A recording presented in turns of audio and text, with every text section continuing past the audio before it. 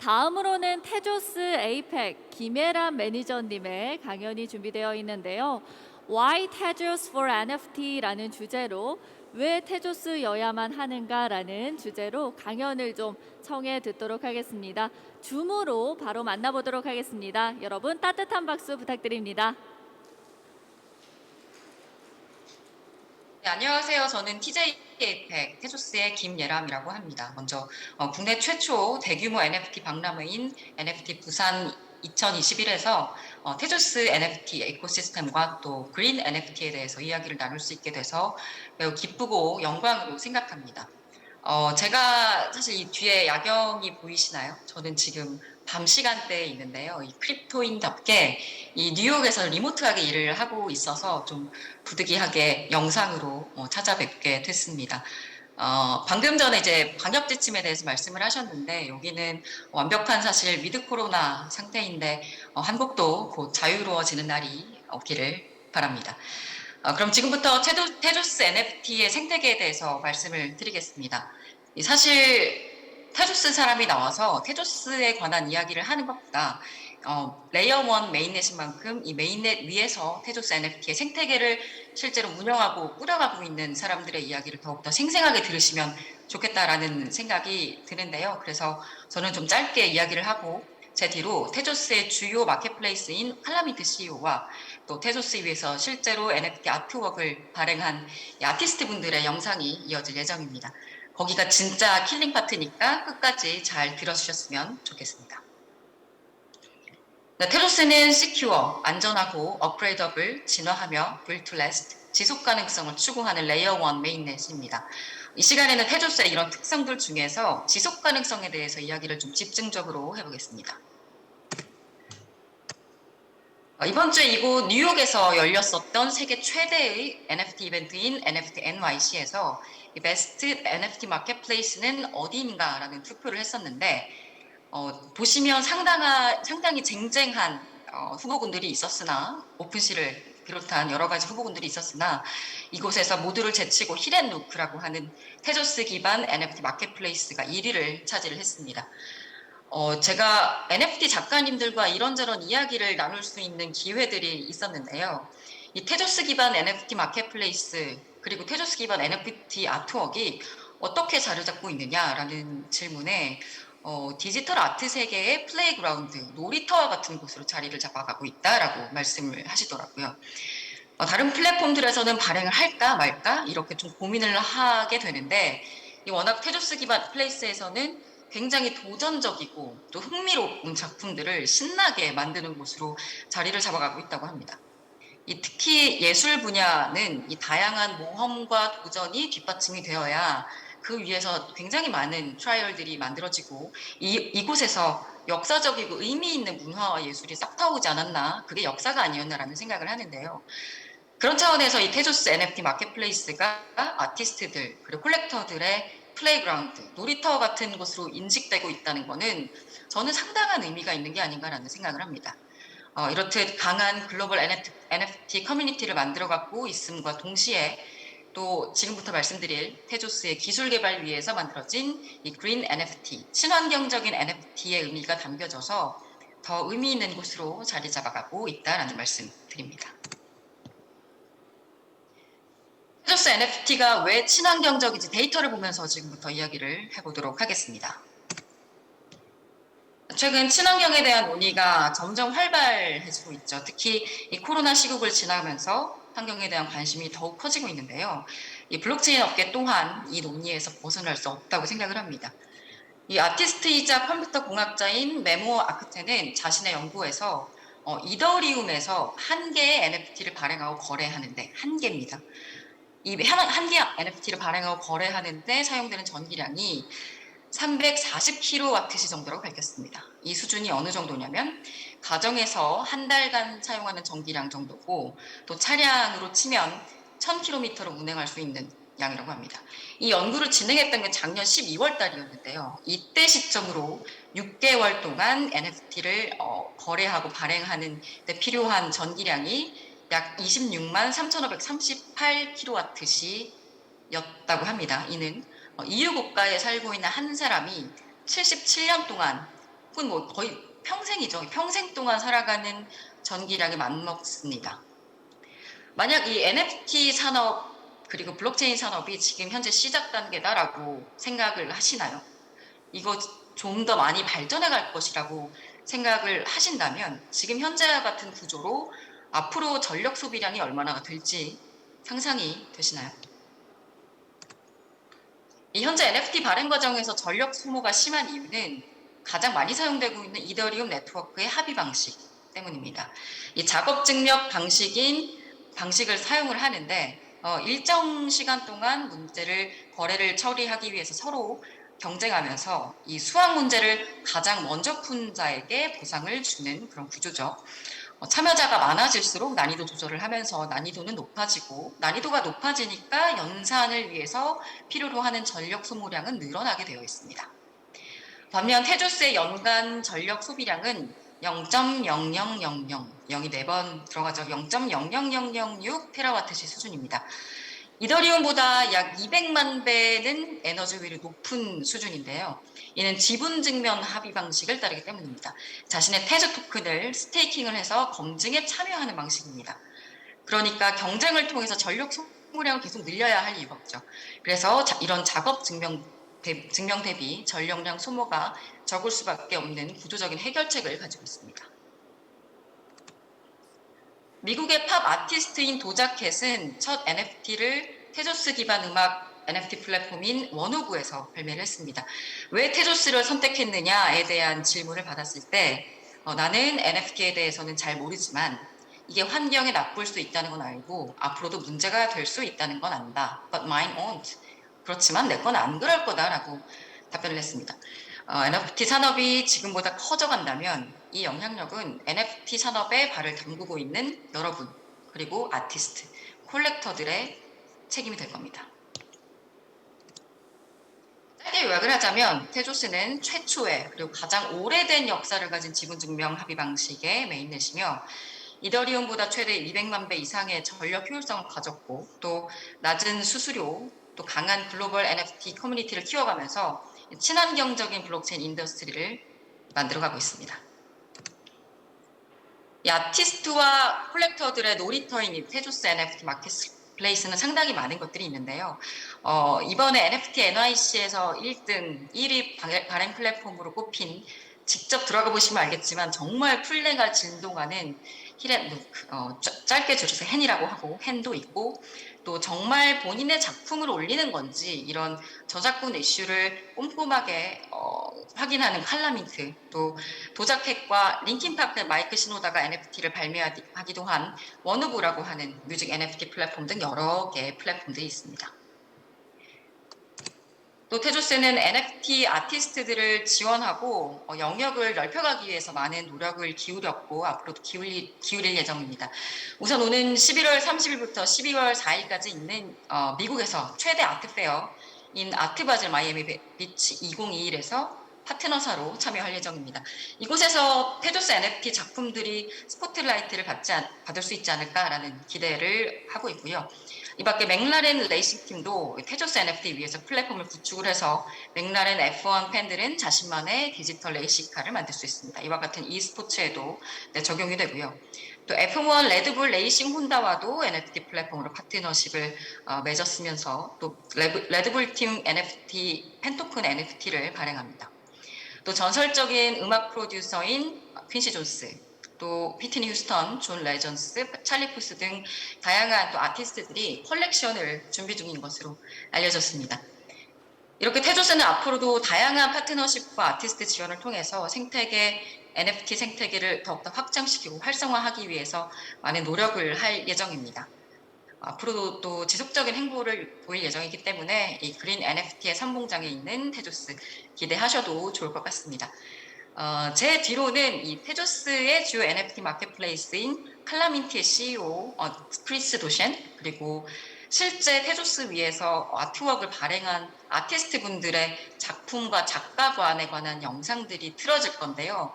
정말 저도 이걸 다 봤는데 마치 디지털 미술관에 온 기분을 느끼실 수 있을 겁니다. 지금 거기 부산에서 스크린이 상당히 큰 걸로 알고 있는데 보시면서 내가 미술관에 온 거 아니야? 라고 하는 생각, 기분 함께 느끼셨으면 좋겠습니다. 네, 지금까지 긴 시간 제 이야기 들어주셔서 감사합니다. 이 다음 영상 보시겠습니다. Hi, my name is Chris Deshane, and I'm the CEO at Calumet, an NFT platform located on the Tezos blockchain. There are a few things that drive us day to day at Calumet.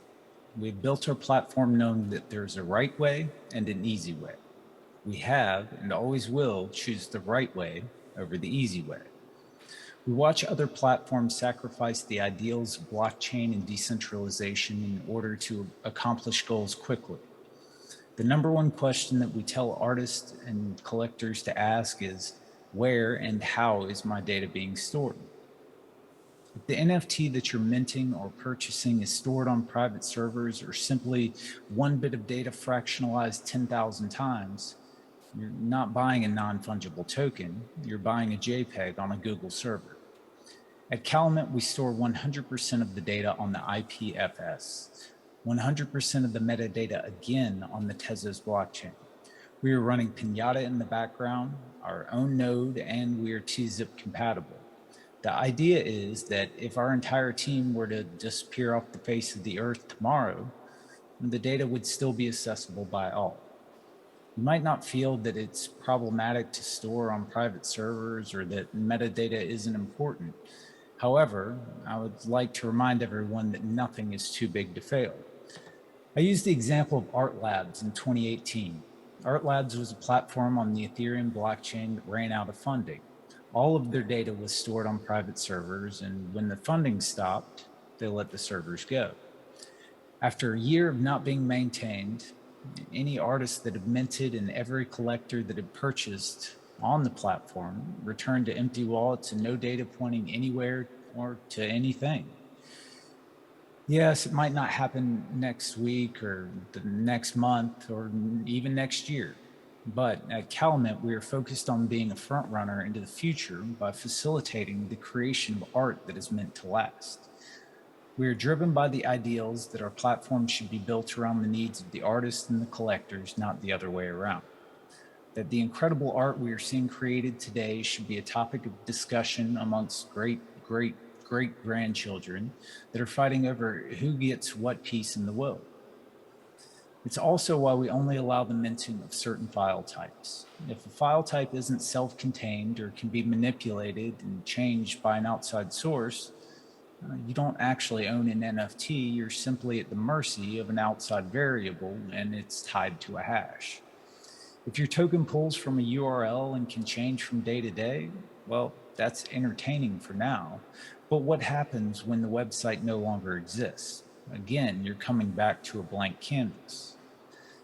With gas fees being astronomical on other chains, we started looking at the option of migrating the NFTs to the Tezos blockchain.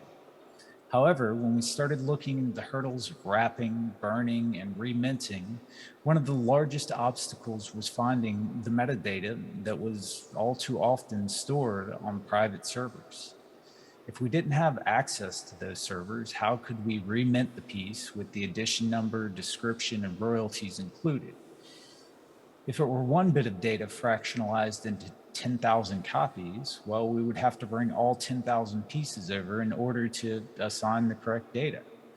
Basically, the development of cross-chain solutions is being hindered by shortcuts and hoodwinks, often at the expense of the early adopters who are getting JPEGs and fungible tokens as platforms fill their pockets. To summarize, I guess Calumet is focused on what's doing best for the community. Would it be easier to run our own servers and use centralized means? Absolutely. However, we realize that as we move into this digital renaissance, that the art is what should be leading the way. You simply wouldn't store the Mona Lisa in your attic in nothing more than a tattered blanket for protection, and you certainly wouldn't take it to a random person that promised they could make 1,000 copies of it in the back of their van.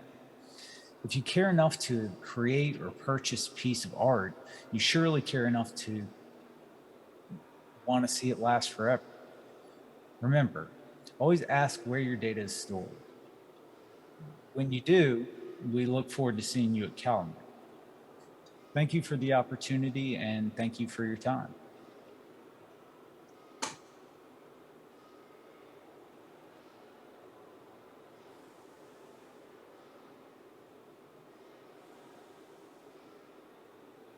안녕하세요. 저는 동굴맨 레오네 케이브라고 합니다. 저는 주로 동아시아의 문화와 신화적인 것들을 동서양의 다양한 기법들을 통해서 표현해 나가는 그런 작업들을 주로 하고 있습니다. 어떤 계기로 한 10여 년 동안 세상을 똑바로 마주하지 못하고 마음속에 동굴로 숨어 들어가 지내다가 NFT를 통해서 다시 동굴 밖으로 나올 수 있게 됐습니다. 그 동굴은 제가 다시 세상을 마주칠 용기를 주게끔 해준 저한테 치유의 공간이었고요. 제 작가명 또한 그런 이유에서 레오네 케이브라고 붙여지게 됐어요. 저는 주로 해태라는 캐릭터에 저를 이입시켜서 제 작품을 그려나가고 있습니다. 이 해태는 상상 속의 동물이에요. 동아시아 신화에 나오는 상상 속의 동물인데 일단은 법과 정의를 수호하고 악한 사람들을 보면은 뿔로 들이받아서 응징하는 그런 멋있는 녀석입니다. 하지만 우리 한국에서는 다소 좀 친근하고 귀여운 이미지들로 많이 표현이 되고 있습니다. 그래서 제 작품에 등장하는 해태들도 좀 다소 귀엽고 어떻게 보면 좀 멍청하면서 친근한 이미지들로 많이 표현이 되고 있어요. 어렸을 때 저는 불합리한 힘들이 법과 정의를 무시하고 약한 사람들을 많이 괴롭히는 걸 종종 봐왔어요. 저 또한 그 피해자인 적도 있고요. 그래서인지 좀 불합리한 힘에 대항할 수 있는 힘을 스스로 좀 키우고자 했습니다. 그게 아마도 제가 해태라는 캐릭터에 저를 이입하게 된 계기가 된 게 아닌가 싶습니다. 제가 쉴 때는 동굴로 돌아가서 명상이나 동양 철학 등의 영향을 받으면서 치유를 많이 해왔어요. 동양 철학, 유교, 불교, 도교를 포함한 이런 동양 철학의 사상들을 제 작품에 좀 많이 상징적으로 표현하고 싶었고요. 그리고 명상에 좀 도움이 될 만한 그런 그림들을 작품으로 많이 그려내고 있습니다. 동아시아 신화에서는 해태를 비롯한 많은 신화적인 수호신들 그리고 영물들이 많이 등장을 해요. 영적인 힘이 있다고 믿어져서 각자 사람들이 소장하면서 그 영적인 힘을 통해 보호받고 또는 행운을 받기를 기원하기도 합니다. 제 스스로도 좀 너무 근엄하고 진지하고 심각한 것들은 좀 부담스럽게 여깁니다. 그래서 저는 제 작품이 약간 장난기 있게 장난스러운 장치들을 중간중간에 많이 숨겨놨어요. 그래서 그걸 알아보는 사람들이 웃고 즐기면서 제 작품들을 즐겨주기를 바랍니다.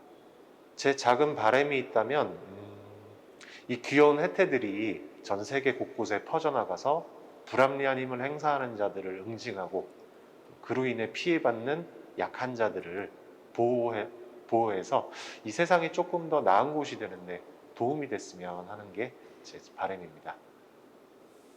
감사합니다. Hello, my name is Yoon Ji-woong and my artist name is Rara Project.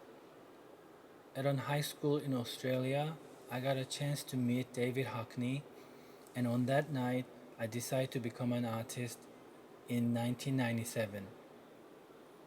In the last year of college, I celebrated my 10,000th day of my life with a few programs, and one of them was to decide to live a more creative artist life, and I called it Rara Project. Rara Project is made up of many different and experimental projects. Considering my life as one work, I've been a multidisciplinary artist, ranging from painting, sculpture, installation, video, and performance. For the past 10 years, I also worked as a curator. Two main curatorial experiences are directing the inaugural Hain Art Project at the UNESCO Heritage of Hainsa Temple and numerous exhibitions and events at German-based Platoon Kunsthalle in Seoul. For me, NFT is a new way to archive artworks using smart contracts. So a major part of it is to store my previous works as well as making new ones. Not just artworks, but I also constantly question how I can record my life in NFTs. It's hard for me to define what my style is because I try to experiment with many different styles. But here are some topics that I'm interested in right now. The first is moire effects, which are the illusions created by repetitive lines moving and crossing each other. This fake-like reality is the combination of two energies, which forms a new frequential wave. I believe that this minimalistic approach of dots, lines, shapes, and movements in their simplest form can represent many universal philosophies and spiritualities. Also, in quantum physics, this nesting and entanglement have similar formations which became my interest and inspiration. The second is Disfiguring Lines portrait series. These half abstract and half figurative faces are inspired by many face distorting artists like Picasso, Bacon, Hackney, plus the simplicity of Eastern calligraphy. Such disfiguration somehow brings me a sense of comfort, allowing me to access multiple emotions and imaginations as if through a process of cell division. I take pleasure in combining concepts and genres.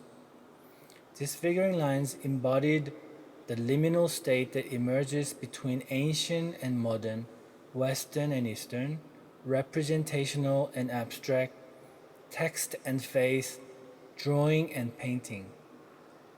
The last, Ultra Patterns series is based on photographs that I take in a heavily industrial area called Uchiro.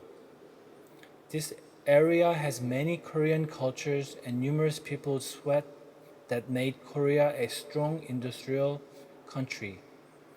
Due to the wave of capitalism, the old Uchiro will be moved out soon. This project represents a new way of archiving things as multi-use designs, and the goal is to expand their application to commemorate the area. I hope to continue experimentation and add more different styles for life as one work. Thank you for your time. 감사합니다.